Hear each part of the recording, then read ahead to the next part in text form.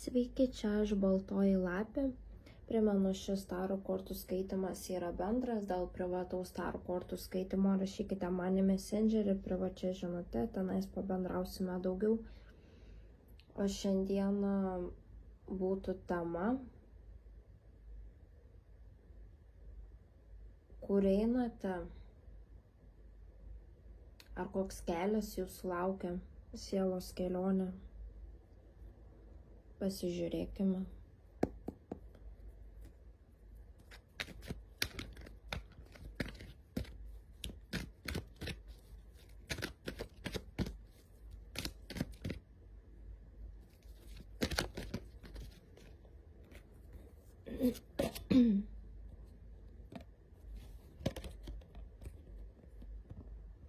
Neišgydyta vienatvė, neišgydytas skausmas, praeities skausmas. Jūs persekioja.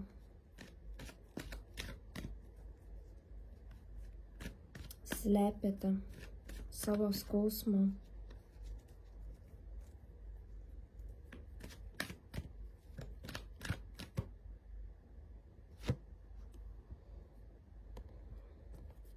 Taip, tai skausmas dėl buvusiojo, vyrai verskite save dėl buvusiosios.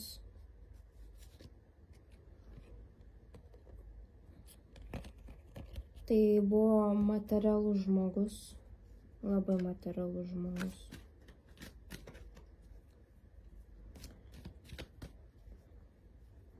Vyrai verskite save, materiali moteris.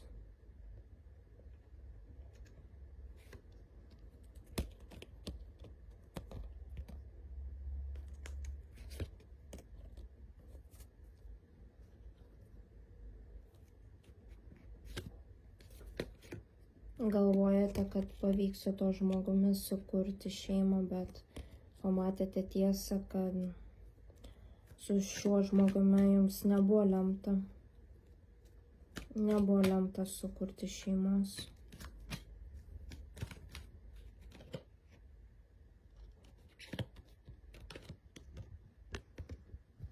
Taip, nebuvo lemta sukurti šeimos.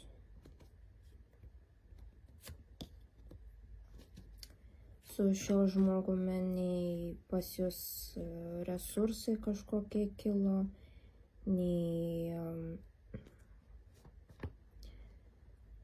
buvote laiminga, vyrai verskite save, nebuvote laimingi, su resursais tikrai nebuvo gerai.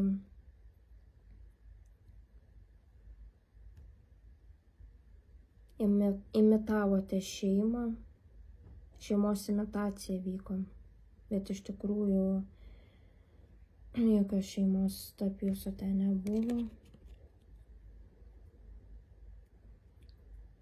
Jūs buvote tuo momentu šalta,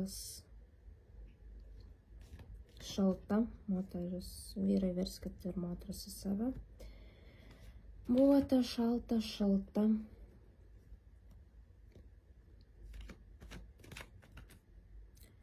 Galėjote nukirsti galvą tiesiog už netinkamą pasakytą žodį.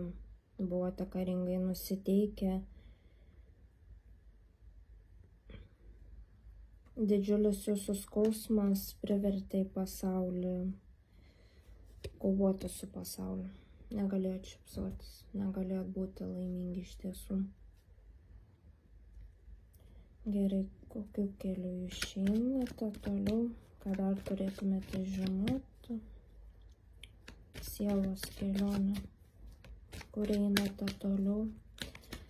Kur einate toliau?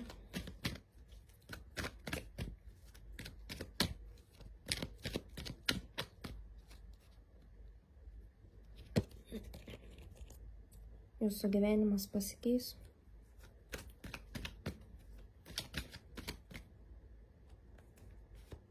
Jūs išlipsite iš tos stingdaties užšalimo, judėsite toliau, paleisite visas nuoskaudas, traumas, ateina laimė, resursai,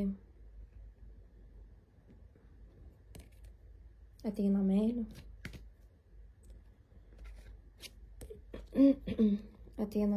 taip, sielos dvynys. Perėjote tokį didžiulį skausmą, kad pas jūs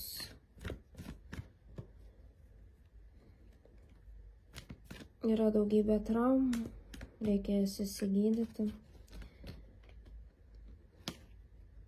Kai kurie galbūt jau sutikote sielos dvynį, kai kurie dar sutiksite. Reikia išdirbti savo traumas.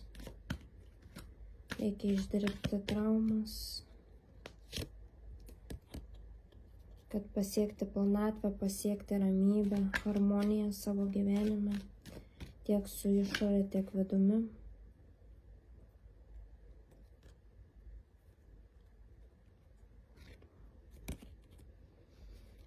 Taip ir pas jūs ateis resursai. Emociškai jūs užsipildysite ir iš išorės materialiai.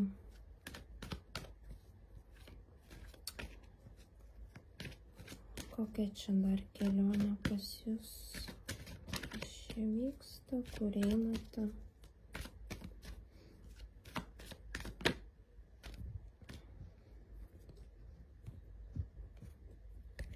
Taip, šis žmogus atneš jums stiprybės. Su šiuo žmogumi jūs auksite.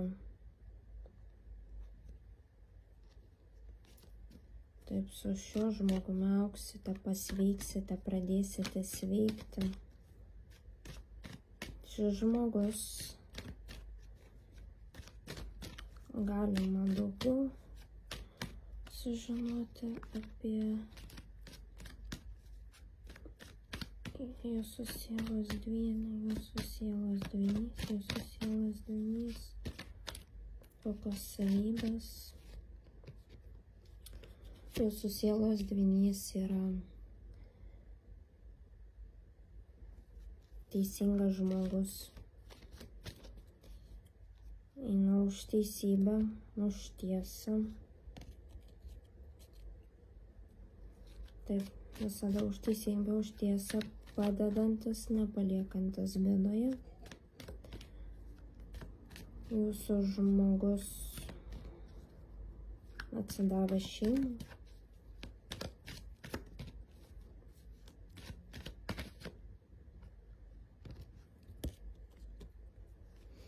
Šiuo momentu gal ir užsidarė šiek tiek, nebendraujantis, neišsakantis visų emocijų galbūt, bet be galo šeiminiškas žmogus.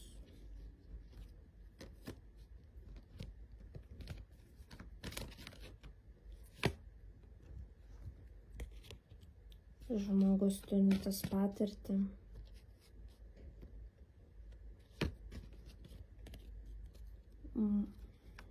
Mokinasi arba išmokė su savim nebekariauti su aplinka, išklausantis.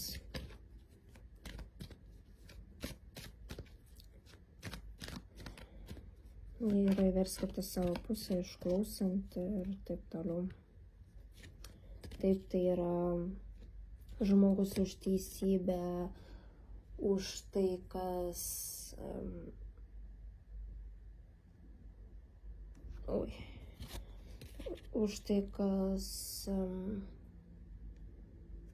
yra normalizuojama, nors tai nėra normalu. Tai, ką brandi siela suvokia, kad tai yra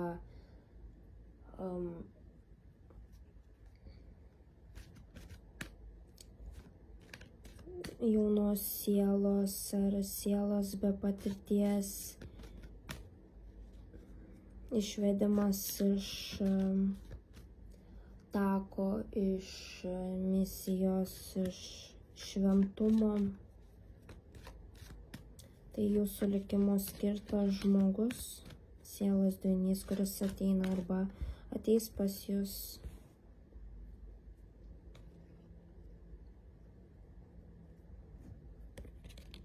Taip, jūsų likimo žmogus. Galbūt mėgstantis tamsų nakties metą arba vėlai eina miegoti. O galbūt tamsa, ta naktis, mėnulio šviesa, žvaigždžių šviesa jaučiasi saugus, apmąsto viską tuo momentu. Ramybės toks metas. Gerai, tai kur toliau einate? Kur toliau einate? Jūsų sielos kelionė, kur toliau einate? Kur toliau einate?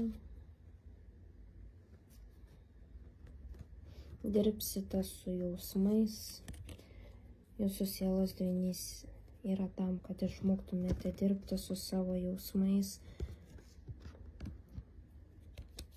kad pabėgtumėte nuo vienatvės, tai, kas buvo praeitie, kas jūs gąsdino, traumas išgydyti, kurios toksinės traumos, kurias turite, kurios stabdo jums judėti dabartį, išsigydysite praeities toksinės traumas, kad ateitumėte į imperatoriaus, moters virskite save imperatoriaus energijas, imperatoriaus energija, balansas dvasiškai, balansas tarp dvasinio ir materialaus gyvenimo, gausa, supratingumas, susijungimas su aukščiausiojo aš. Kai susijungime su aukščiausiojo aš,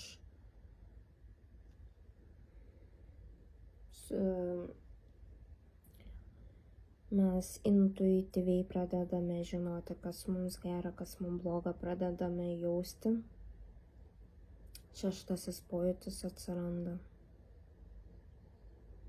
Pas ką nėra, pas tuos atsiras, kai pasieksite imperatoriaus arba moters virskite save imperatorės energijas, balansas, ramybė.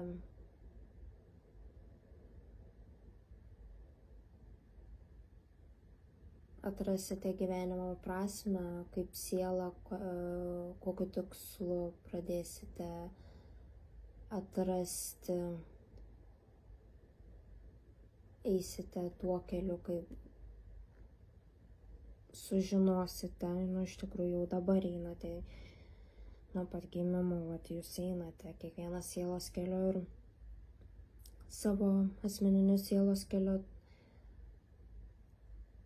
po truputį sužinosite, suvoksite kaip siela, ką jūs čia veikiate, kokia misija, kokia jūsų paskirtis yra šitoje žemėje. Bet visų pirma, kad pasiekti tą harmoniją, sukurti šeimą, susijungti su savo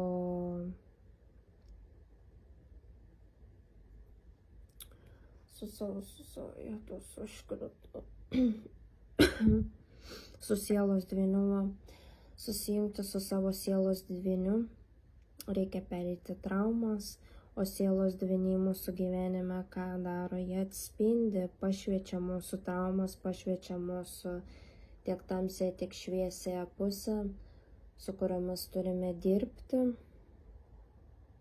kad pasiekti tą harmoniją. Sielos dvynių istorijos tikrai nėra lengvos, dažniausiai būna skausmingos, ypač jeigu mes nesame pasiruošę dirbti su savo šviesia ir tamsia pusė, kurias mums sielos dvynys pašviečia. Tai lyg veidrodis, kuris atspindi mūsų vidų. Ne veltui ir vadinasi sielos dvynys. Jūsų veidrodis, sielos dvynys yra jūsų veidrodis, atspindi jūsų šviesią ir tamsiąją pusę. Kol abudu sielos dvyniai neišdirbsite savo traumų, tol pilnai nesusijungsite. Kai abudu sielos dvyniai išdirba savo traumas, pašalina blokus, praeities nuoskaudas, įsitikinimus, kurie varžo dabartį, sielos dvyniai susijungia. Taigi, primenu, šis tarot kortų skaitimas yra bendras. Dėl privataus tarot kortų skaitimo rašykite man į Messengerį, privačia žinute. Būkite aktyvūs, nebijokit, komentuokit, siūlykite temas. Taip, aš prisimenu, žadėjau jums parašyti tam tikromis temomis straipsnius, paskaityti, tai parašysiu, bet kadangi šiuo momentu esu apsirgusi, tai gydausi, bet tuo pačiu, jeigu turėsiu laiko ir geriau jausiuosi, parašysiu, tikrai įkelsiu. Taigi siūlykite temas, apie ką norėtumėt, kad padaryčiau tarot skaitimus. Primenu, kad jeigu neišgalite nusipirkti privataus tarot kortų skaitimo, komentuokit. Komentuokit, siūlykite temas, apie ką norėtumėt sužinoti, kad pakalbėčiau, aš pakalbėsiu. Jeigu norite, galite paklausti tam tikrų temų, komentuokit, rašykite, aš galiu nebūtinai straipsnį parašyti, aš galiu taip video formai garsinti, pakalbėti apie tam tikras temas, galiu atlikti tarot kortų skaitimą, pakalbėti. Viskas yra jūsų rankose. Viskas yra jūsų rankose. Niekas neverčia jūsų nei pirkti, nei ką. Bet sakau, viskas yra jūsų rankose. Aš nepasakiau kortose. Jūsų rankose. Kiek jūs norite žinoti, kiek jūs norite tobulėti kaip siela, viskas yra jūsų rankose. Aš esu jūsų pagalbininkė, aš jums padedu eiti kuria kryptimi, bet visą darbą atliekate jūs. Jūs kaip siela esate atėję į šį pasaulį ir jūs mokotės, jūs darbą atliekate sau. Visų pirma, nepamirškite, jūs kaip siela šitą darbą atliekate sau, jūs dirbate dėl savęs, kad tobulėti. Kaip ir minėjau, ateinate tam, kad išmokti tam tikras pamokas, įgauti tam tikrus įgūdžius. Jūs čia dirbate dėl savęs, domitės dėl savęs, ne dėl manęs, ne dėl kitų, visų pirmiausia dėl savęs. Taigi, o jeigu jūs,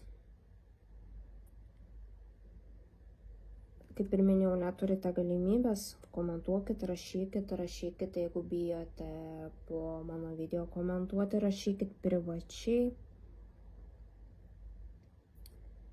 Bet, sakau, būtų geriau, kad rašytumėte man po video, nes tai būtų bendri. Jeigu jau privačiai, tai labiau asmeniniai dalykai, už kuriuos jau imu mokestį, bet tiek to, jeigu bijote ir kažkas neramina, paklauskite, aš bendrai pakalbėsiu, papasakosiu, kas būtų, manyčiau, aktualu visiems.